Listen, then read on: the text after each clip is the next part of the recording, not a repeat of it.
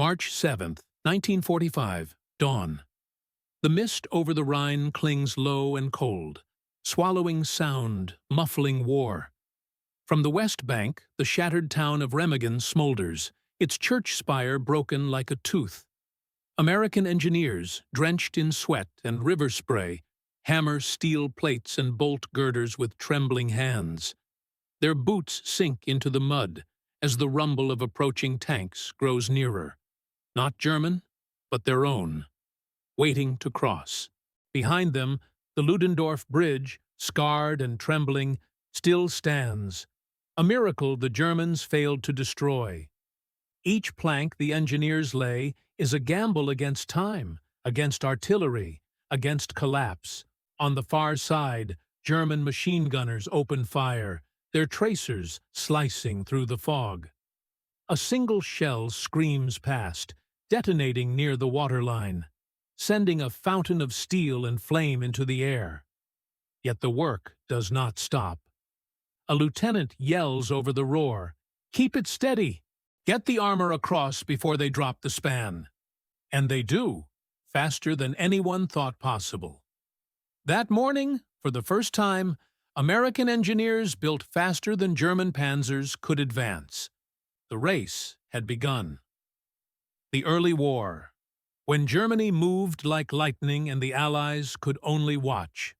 When the Second World War began in September 1939, Europe was stunned by how quickly Germany turned engineering into a weapon. The world called it Blitzkrieg, lightning war. But behind the thunder of tanks and Stuka sirens was something quieter, more disciplined, logistical perfection. German engineers, the Pioniere, built temporary bridges in hours, repaired roads under fire, and cleared obstacles before the enemy even realized they were outflanked. When the Wehrmacht rolled into Poland and later into France in 1940, the secret wasn't just the speed of the Panzers. It was the bridges they crossed. Steel trestles, pontoon spans, and wooden crossings thrown over rivers that should have slowed them. At Sedan, in May 1940, French commanders expected the Meuse River to buy them time. It didn't. German engineers, working under smoke and artillery fire, built assault bridges in just 12 hours. The next morning, panzer divisions poured through, an entire defensive line rendered useless. Across Europe, armies realized something. Whoever controlled the rivers controlled the pace of the war. By 1942, this principle had become doctrine. The Wehrmacht fielded specialized bridge columns, folding pontoons and ferries designed to keep armor constantly in motion. Rivers, once barriers, became launch pads for new offensives. Meanwhile, across the Atlantic, the United States was still arming up. American industry was unmatched in production, tanks, planes, rifles, but in one crucial field, it lagged behind: combat engineering. The early American Army of 1940 had engineers, but not like the Germans. They were road builders, dam workers, civil engineers, not trained for the tempo of mechanized war. The U.S. Army Corps of Engineers was brilliant in design, but slow in combat readiness. Bridges were drawn on blueprints, not thrown up under fire. That would change. When America entered the war after Pearl Harbor, General George C. Marshall and the War Department began reshaping the very idea of an engineer. No longer just builders, they were to become fighters, innovators, and problem solvers. The corps of engineers expanded overnight, from 11,000 men in 1939 to over 700,000 by 1945. Their mission: make the American Army move faster than it should be able to. Training grounds across the U.S., from Fort Belvoir in Virginia to Camp Claiborne in Louisiana, turned into laboratories of speed. Recruits practiced constructing Bailey bridges by torchlight, under simulated artillery fire, racing against the clock. They learned to assemble modular bridge sections in mud, rain, and pitch-black nights. They trained to think like soldiers, build like architects, and move like mechanics. By 1943, a revolution had taken place. The British invention known as the Bailey Bridge, a modular, prefabricated steel truss, was adopted and perfected by American engineers. It required no heavy machinery, could be built by hand, and carried tanks within hours. The Americans then developed the M2 Treadway Bridge, a floating bridge system that could bear 60-ton loads across rivers hundreds of feet wide.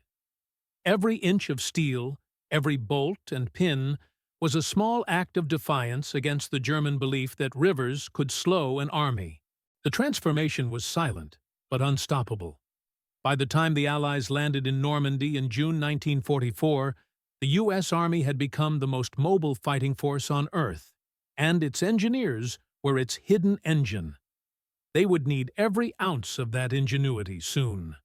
France was a land of rivers, the Vire, the Seine, the Moselle, and the Meuse, and every one of them would become a test of whether America's new brand of engineering could match, or surpass, the ruthless efficiency of the German pioneer. The race between destruction and construction was about to begin in earnest. The engineers' war, from Normandy to the Siegfried Line. When the Allied invasion of Normandy began on June 6, 1944, the beaches were not only a triumph of soldiers, but of engineers.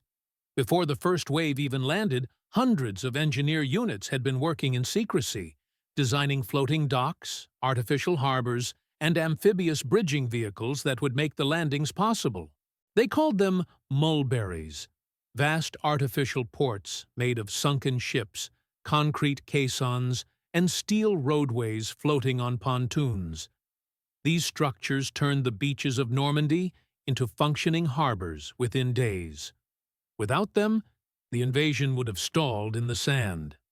Everywhere the war moved, engineers were the first to arrive and the last to leave. When tanks bogged down in soft terrain, they laid steel matting. When artillery couldn't cross a stream, they built a bridge overnight. When German demolitions left craters and wreckage behind, they filled them in, often while under fire. In Normandy's hedgerows, they cleared paths through minefields. In the ruins of French towns, they repaired bridges while bullets whistled through the air. The motto, Essayons, let us try, became more than a creed. It was a challenge. By August 1944, the Allies were breaking out of Normandy. General George S. Patton's Third Army surged across France like a flood. But every advance came down to one question. Could the engineers keep up? German commanders had learned from their own blitzkrieg years. As they retreated eastward, they destroyed every bridge they could, over the Loire, the Seine, the Moselle, and beyond. Some were blown up hours before American forces arrived. The Wehrmacht knew that rivers could buy time, slow momentum, and give their Panzers a chance to regroup. But that plan failed to anticipate what American engineering had become. At Montes-Gassicourt, on the Seine River in August 1944, the U.S. 1104th Engineer Combat Group built two heavy pontoon bridges under constant artillery and sniper fire. They worked day and night, 40 hours straight, while the 79th Infantry Division held the far bank. By dawn, tanks were rolling across, pushing the Germans eastward in disbelief. From that point forward, the Germans began to realize something terrifying. Their once unquestioned advantage in mobility was gone. As autumn approached, rain and mud turned France into a bog. Supply lines stretched thin, rivers flooded, and yet the U.S. Army kept moving. The First Army alone built or repaired more than 2,500 bridges between June and November 1944. Every one was a lifeline, every one a testament to the Corps' new identity. Not as builders behind the lines, but as frontline combatants. When the Allies reached the Siegfried Line, the great German defensive wall on the western border, the terrain became even crueler. Rivers, valleys, and fortifications all merged into a single obstacle. Engineers cleared minefields, diffused unexploded bombs, blasted anti-tank ditches, and built temporary roads to move artillery forward. Then came winter. In December 1944, during the Battle of the Bulge, the engineers faced their hardest test yet. The German counteroffensive tore through the Ardennes, crushing thin American lines. Engineers who had been bridge builders days earlier now fought as infantry. They blew bridges to slow the enemy, laid mines in frozen roads, and fought house to house to protect crossings. When the snow finally cleared, the battlefield of Europe was scarred by thousands of destroyed bridges. The Germans hoped that the mighty Rhine River, stretching across western Germany, would be their final shield, wide, deep, and fiercely defended. The Allies, however, had learned one unshakable truth. No river was uncrossable. From the flooded fields of France to the icy streams of Belgium, the U.S. engineers had built, rebuilt, and innovated at a speed that no enemy had expected. The next stage would push their skill to its absolute limit, the Rhine. It would not just be another crossing. It would be the moment when the Germans finally realized that the American army could build faster than they could destroy. Engineering as a weapon. The tactical and technological edge. By early 1945, the Western Front had become a labyrinth of rivers, wreckage, and frozen ground. The Allies were approaching the Rhine, the last natural barrier before the heart of Germany. To reach Berlin, they would have to cross it. And crossing meant one thing above all: bridges. The U.S. Army's advantage by then wasn't just in numbers, it was in tempo, the ability to move men and machines faster than the enemy could react. Behind that tempo stood the quiet miracle of modern field engineering. Every combat unit in Europe depended on engineers, but the U.S. had transformed engineering into an offensive tool. German commanders called it tactical improvisation at industrial scale. What that meant was simple. When the Wehrmacht blew up a bridge, the Americans didn't stop. They built another before nightfall. At the heart of this speed was technology. The Bailey Bridge, invented by the British and perfected by the Americans, was a masterpiece of modular design. Steel trusses that could be hand-carried, slotted together, and extended indefinitely. It required no cranes, no heavy rivets. A team of 30 men could assemble a 30-ton bridge in a few hours, using nothing but hammers and muscle. Then came the M2 Treadway Bridge, the jewel of American field innovation. Floating on inflatable pontoons, it could carry 60-ton Sherman and Pershing tanks across rivers hundreds of feet wide. Engineers could anchor it in mid-current, aligning sections in pounding rain or under artillery fire. These were not experimental devices.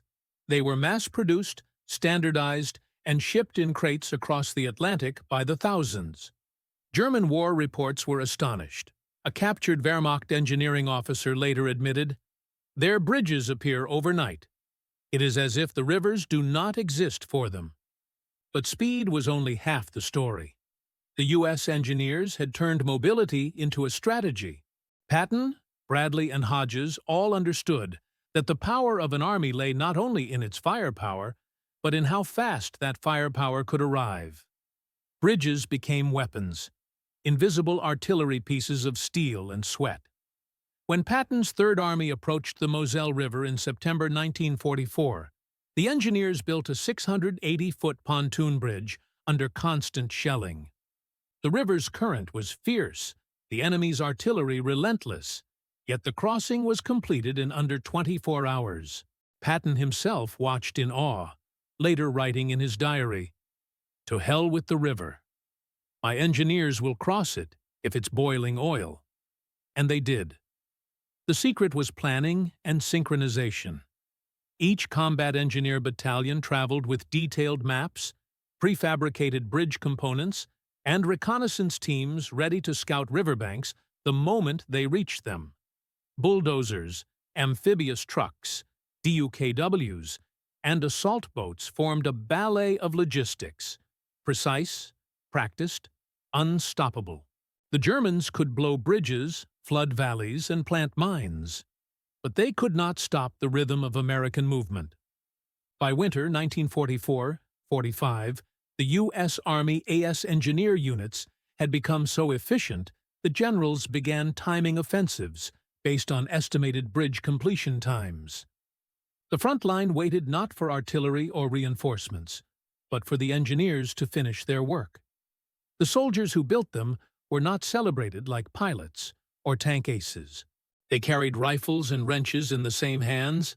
They laid timbers while bullets cracked over their helmets. They operated in mud, darkness, and chaos, knowing that every delay could mean tanks trapped and infantry exposed.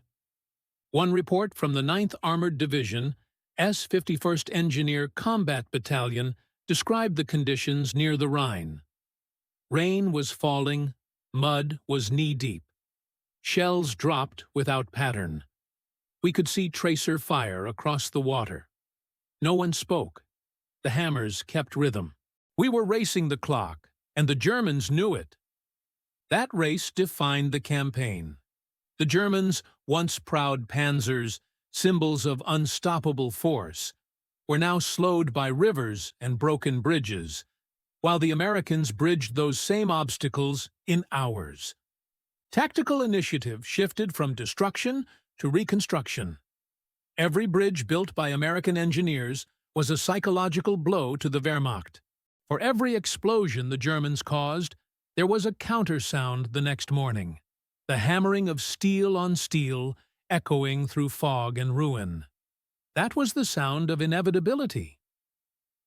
By February 1945, as Allied units massed along the Rhine, German commanders began to grasp a grim reality. Their greatest natural defense would not hold. The Americans had proven that logistics could be as lethal as firepower, but no amount of planning could prepare them for what came next. A crossing so daring, so rapid, that it stunned both sides and changed the course of the war in Europe. Men of steel and sweat. The human and leadership dimension. To the average infantryman trudging through the mud of Europe, the engineers were the unsung miracle workers of the war. They didn't wear medals on their chests or fly flags from their trucks. Most of the time, they were half buried in mud, soaked to the bone, working through nights that blurred into days. But when a bridge rose from a shattered riverbank under fire, every soldier on that front knew what that meant. Someone had refused to stop building.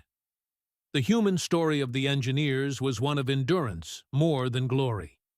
Each bridge they built demanded precision under chaos. There were no rehearsals, no second chances. A single misaligned panel could doom an entire column of tanks. A mistimed anchoring could send a bridge section drifting downstream, taking men with it. They were trained to think in numbers and angles, but in the field, instinct ruled. Under artillery fire, engineers learned to read the rhythm of explosions, counting seconds between shells to know when to move. They measured spans by eye, gauged current speed by floating sticks in the water. Every crossing was an equation solved by heartbeats. Many of them never lived to see their bridges used. During the Saar River operations in December 1944, engineer battalions suffered casualties rivaling frontline infantry. German artillery specifically targeted bridge sites. They knew that killing one engineer could delay an entire division. Yet replacements kept coming, often men with backgrounds as carpenters, steelworkers, or civil engineers who had enlisted to serve. Their leadership was equally remarkable. Officers like Colonel William M. Hoge, commander of the Engineer Special Brigades, embodied the spirit of the Corps. Hoge led from the front, wading into freezing rivers to inspect bridge foundations himself. Under his command, engineers built the first tactical bridges in Normandy and later led the construction at Remagen. Another leader, General Eugene Reybold, Chief of Engineers, turned logistics into an art form. Under his direction, the Corps coordinated thousands of engineer units, ensuring that each army group had the right materials, tools, and bridging kits before every advance. He famously remarked, "Strategy is theory until a bridge stands in the water. Then it becomes history." Even the great field generals recognized this quiet power. Patton, never one to share credit easily, once told his staff, "My men can't fight if they can't move, and they can't move without my engineers." Behind every major offensive lay an invisible infrastructure: roads, bridges, pipelines, depots, all created and maintained by men who often worked unseen. For every victory photo of soldiers raising flags, there were dozens of unseen images: engineers knee-deep in freezing rivers hauling cables, men burning through the night with acetylene torches, bulldozers dragging half-assembled spans into alignment as German shells whistled overhead. It was not just about materials, it was about mindset. German forces were trained to destroy. American engineers were trained to rebuild faster than destruction could matter. That was the quiet philosophy that defined the later war. When the 9th Armored Division captured the Ludendorff Bridge at Remagen in March 1945, it was a moment that crystallized the human angle of engineering courage. The bridge was damaged, unstable, and rigged with explosives. Yet a handful of engineers rushed across it under sniper fire, cutting wires, throwing demolition charges into the river. Several died on the spot, but the bridge held. Within hours, hundreds of engineers arrived, shoring up supports, laying steel planks, and constructing new anchor points, all while German artillery zeroed in from the far bank. A war correspondent on the scene described it as men building with death in their shadows. Leadership during these moments wasn't about commanding from maps. It was about standing in the mud beside your men, sharing the same risks. Officers worked shoulder to shoulder with privates, holding beams, tightening bolts, shouting directions over the crash of artillery. The sound of hammering became a symbol of defiance, and that defiance was contagious. When word spread that the Americans had captured a bridge over the Rhine intact, morale across the Allied lines soared. Soldiers whispered, "The engineers did it." It wasn't just another victory. It was a crack in the myth of German invincibility. Even the German high command was shaken.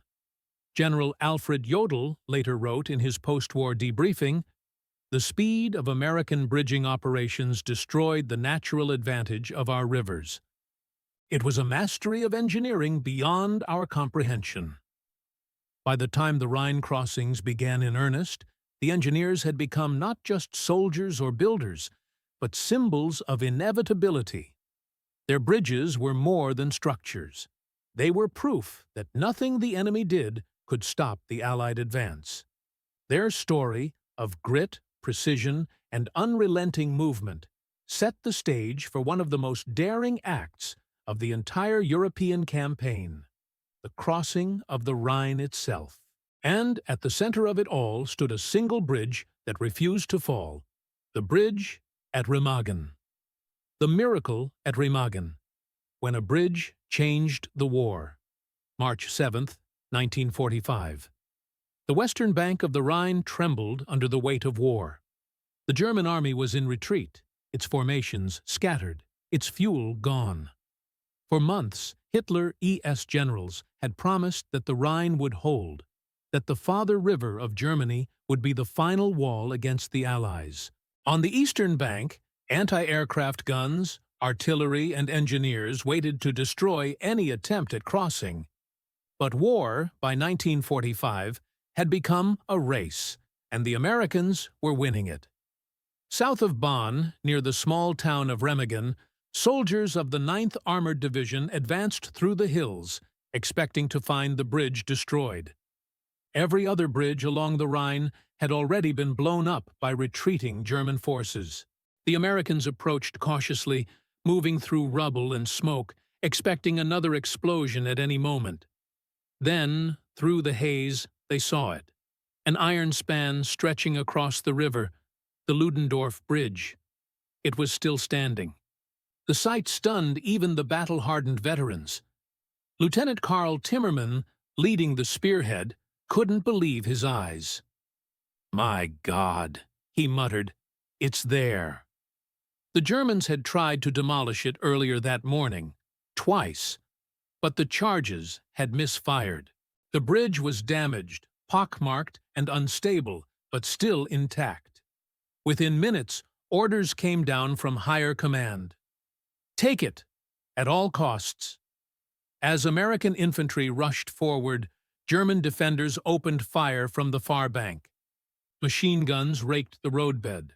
Mortars burst across the bridge deck, and snipers picked off men as they ran. The air was filled with smoke and the sharp ring of steel underfoot.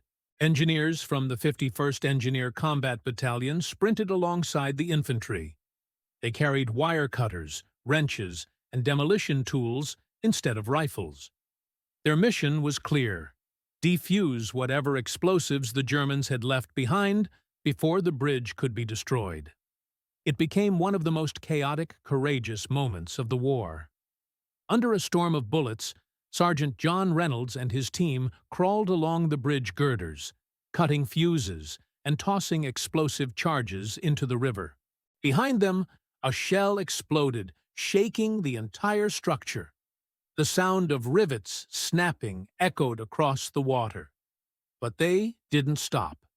Within 30 minutes, the bridge was cleared enough for a small group to cross. One by one, soldiers dashed over the wooden planks, praying the structure would hold.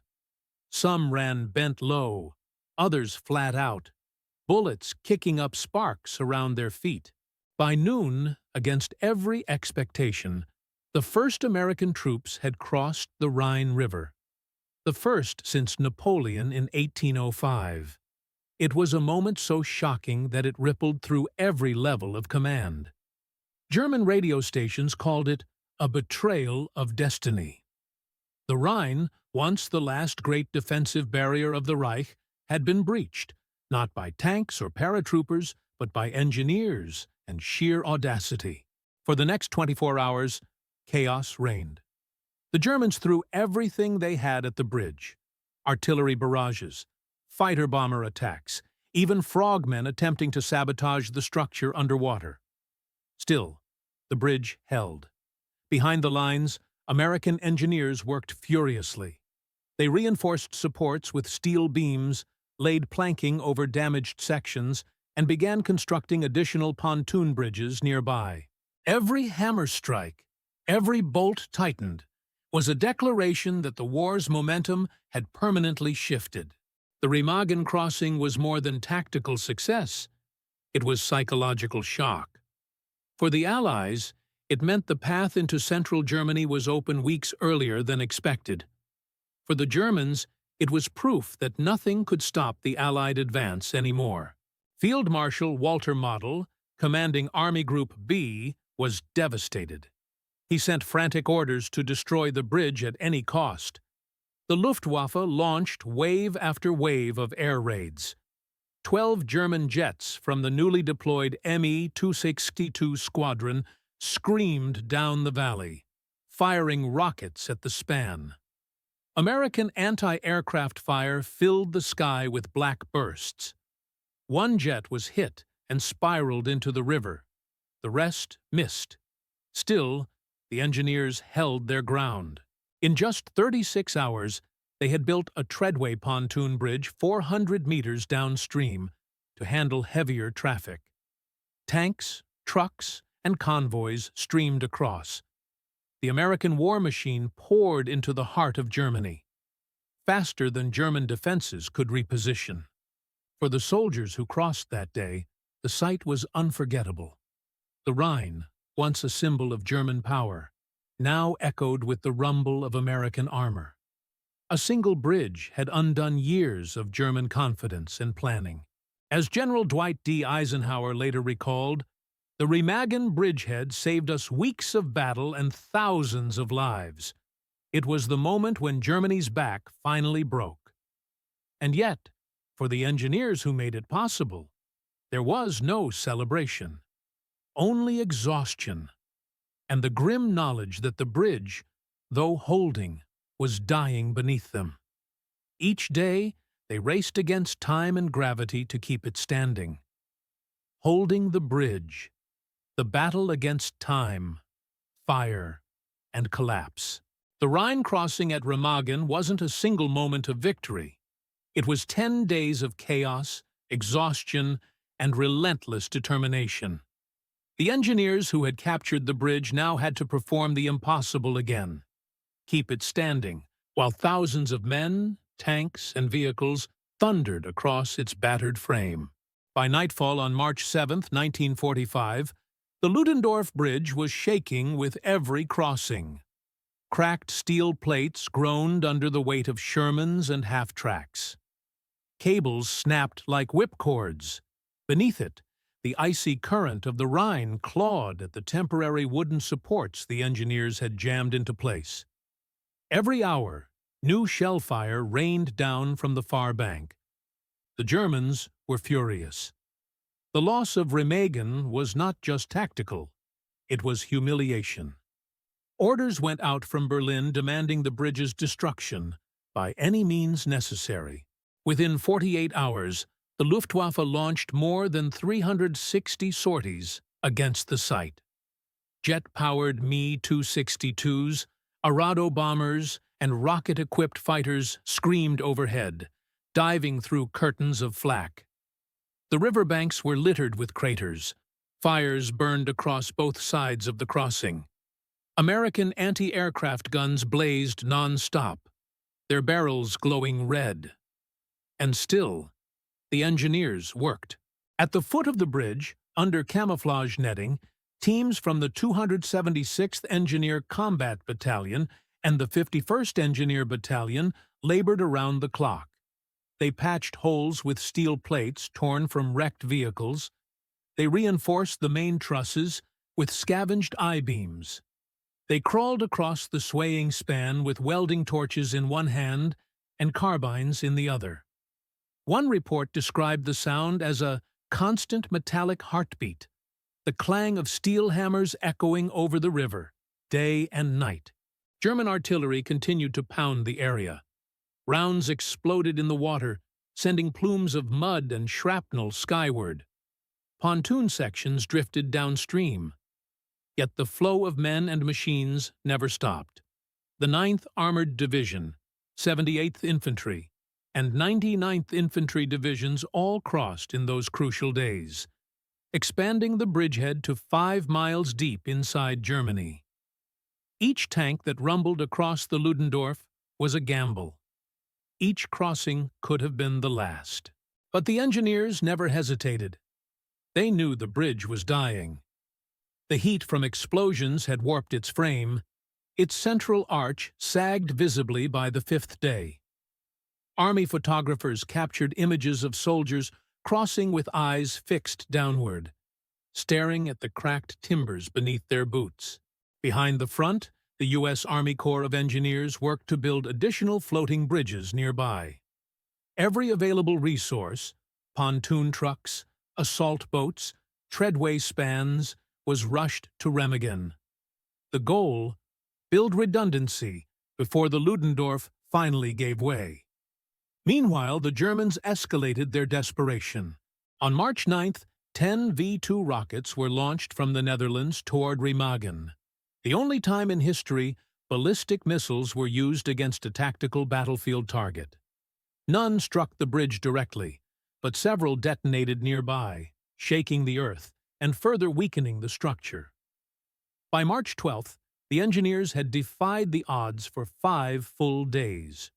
Over 25,000 troops and 2,500 vehicles had crossed the Rhine. an achievement no Allied commander had dared hope for so soon. Yet the bridge creaked under the strain, like a living thing gasping for air. On the afternoon of March 17th, tragedy came. Without warning, the Ludendorff Bridge suddenly shuddered. Witnesses described a deep groaning sound, like a scream of metal. Bolts snapped, girders twisted, and in seconds, the central span folded inward.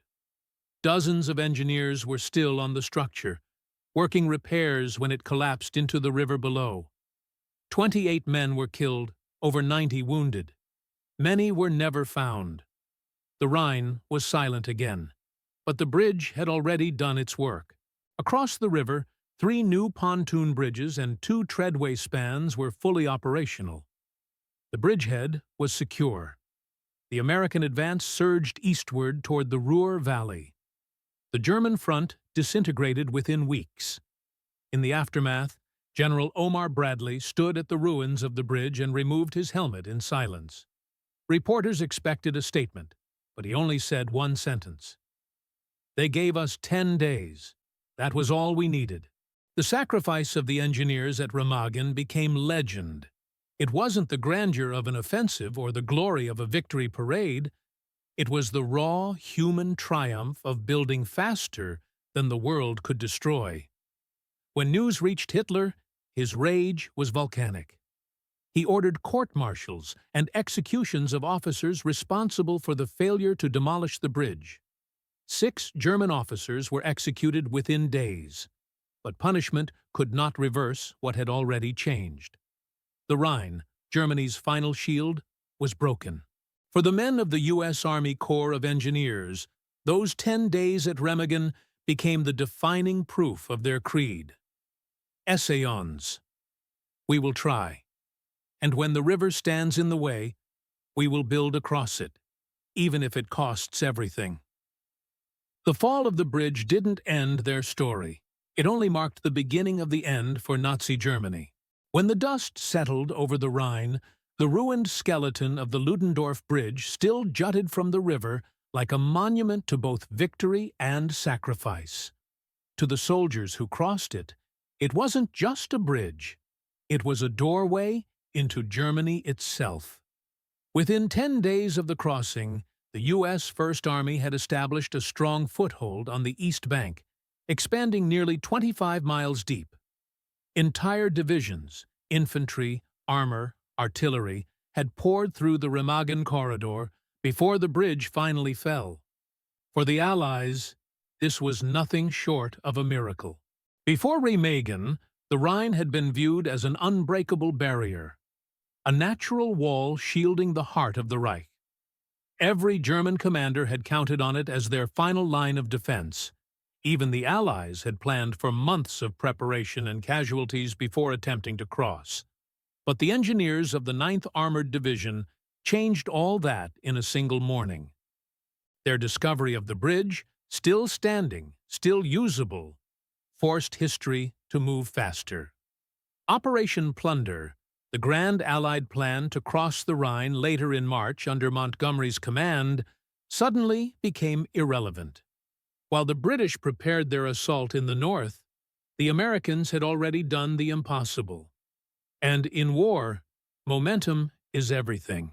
The Remagen bridgehead became the launching pad for the Allied surge into the Ruhr industrial heartland, the engine of German production. By early April, more than 300,000 German troops were encircled and captured in the Ruhr pocket, one of the largest mass surrenders in history. In just 6 weeks, the Third Reich's western defenses collapsed. But behind the headlines of victory, the human cost lingered. At least 28 U.S. engineers died maintaining the Ludendorff Bridge, and dozens more were wounded in the collapse. Many of their names were never known outside military records, their contribution buried beneath the larger story of the war's end. Yet among the surviving engineers, there was no bitterness, only pride. Private Harold Smoyer, who worked the bridge until hours before it fell, wrote home to his parents, "We built something no one thought could last, and it lasted long enough to finish the job." His words captured the spirit that defined the entire Remagen story. Quiet courage, not glory. The bridge itself was never rebuilt. After the war, the twisted remains of its steel arches were hauled away, and only the two massive stone towers, one on each side of the Rhine, were left standing. Today, they serve as silent sentinels, housing the Peace Museum Remagen, where visitors can walk through the same tunnels where engineers once hid from bombings and read letters from the men who crossed. If you visit, you'll find plaques written in 3 languages, English, German, and French, all sharing the same message. For peace, not war, may bridges be built again. From a military perspective, historians still debate the exact significance of Remagen. Some call it a lucky accident, others a tactical masterstroke. But there's no denying what it represented. The moment Germany realized the war was lost. Even the German High Command admitted that after Remagen, their army had no hope of regaining the initiative. With the Rhine crossed and the Allies streaming eastward, Berlin's fate was sealed. And for the United States Army Corps of Engineers, the crossing became a defining legend, taught for decades as the ultimate test of field engineering, improvisation, and raw human will. In later years, when questioned about the bridge, General Eisenhower himself said, "The capture of Remagen shortened the war by several weeks, perhaps months. It saved countless lives." The bridge didn't just connect 2 banks of a river. It connected 2 moments in history, the end of one world and the beginning of another. On March 7, 1945, men with wrenches, ropes, and rivets, not rifles, carved open the gates to Germany. They built, repaired, and held a path that changed the course of the war, proving that sometimes the greatest victories are not won by destruction, but by construction. The fall of the Ludendorff Bridge into history did not end the story of American engineering in Europe. Its legacy rippled through military doctrine, technology, and the cultural memory of World War II. In the months following Remagen, the U.S. Army Corps of Engineers had proven a simple, yet revolutionary, truth. Mobility can be as lethal as firepower. The Rhine crossing demonstrated that rapid bridge construction could not only match, but outpace an enemy armored advance, turning destruction into opportunity. American engineers returned home as unsung heroes. Many were civilians before the war, carpenters, surveyors, mechanics, and few received public recognition. Yet their work became the blueprint for post-war military engineering. The Bailey Bridge and Treadway pontoon systems were adopted and adapted worldwide, forming the backbone of NATO's Cold War bridging capabilities. Beyond technology, Remagen influenced doctrine. Military planners came to view rivers not as obstacles, but as opportunities for operational surprise. The crossing underscored the need for integrated engineering units in every division, with autonomy to act under fire. It shifted strategy from slow, deliberate offensives to rapid, flexible maneuvers, where speed and ingenuity could decide battles before attrition ever mattered. The human story endured as well. Veterans' memoirs describe the bridge as a symbol of courage, teamwork, and innovation. Sergeant John Reynolds, who had crawled along the girders under fire, later recalled, "We weren't thinking about medals. We were thinking about getting men across, keeping the fight alive. Every bolt we tightened was a life saved." In Germany, the bridge left a scar both physical and psychological. Hitler ordered investigations and executions of officers responsible for failing to destroy it. Yet in the years after the war, Remagen became a symbol of reconciliation. The Peace Museum Remagen, established in the 1980s in the remains of the bridge's towers, tells the story of courage on both sides, emphasizing engineering ingenuity over destruction and memory over revenge. Today, military academies worldwide study Remagen as a case study in combat engineering, leadership, and operational innovation. The lessons are timeless. A well-trained engineer unit, acting decisively, can shape the battlefield just as profoundly as an entire division of tanks. Even culturally, the bridge endures. Photographs, letters, and accounts of the engineer's heroism continue to inspire. Historians often describe Remagen not as a battle of armies, but a battle of time, ingenuity, and human determination. The collapse of the bridge itself became almost a poetic moment, its ultimate destruction irrelevant compared to the tide it had set in motion. In the final analysis, Remagen represents the quiet power of construction over destruction, preparation over improvisation, and courage over fear. It is a reminder that in war, the smallest, most precise acts, tightening a bolt, shoring up a plank, standing in the rain while shells scream overhead, can change the fate of nations. As the Allies marched into the heart of Germany, the rivers of Europe no longer stood in their way. They had learned a lesson written in steel, sweat, and sacrifice. Bridges, not bombs, sometimes determine the course of history. The story of the Ludendorff Bridge at Remagen is not one of tanks or aerial dogfights. It is a story of men and machines, steel and determination, ingenuity and courage. The invisible hands that shape history while the world watches the headlines. In war, destruction is obvious. Shells explode, tanks burn, armies collapse. But construction, the act of building under fire, of turning chaos into order, is quieter, almost invisible. Yet it is equally decisive. The engineers who captured and held Remagen did more than cross a river. They bent time and circumstance to their will, moving faster than the enemy could respond, reshaping the battlefield with tools, calculations, and courage. There is a lesson in the mud and steel of Remagen. Victory is not only in brute force, but in precision, planning, and relentless execution. The engineers remind us that the smallest, most meticulous acts, a tightened bolt, a laid plank, a reinforced truss, can tip the scales of war. Their story also speaks to human resilience. Under fire, in freezing rivers, amidst collapsing structures, men continued to work, knowing the cost might be their lives. Yet they persisted, not for glory, but for duty, for their comrades, and for a future beyond the smoke of battle. As history reflects on World War II, the crossing of the Rhine stands out not only as a tactical miracle, but as a metaphor for human ingenuity overcoming impossible odds. The engineers' bridges carried more than tanks and soldiers.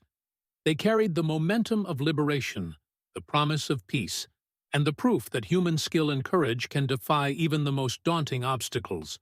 In the end, Remagen is a reminder. Wars are often decided by those who build when others destroy, who persist when others flee, and who act with vision when others react with fear. The bridges of history are not always made of steel. Sometimes they are made of courage, determination, and the unyielding human spirit.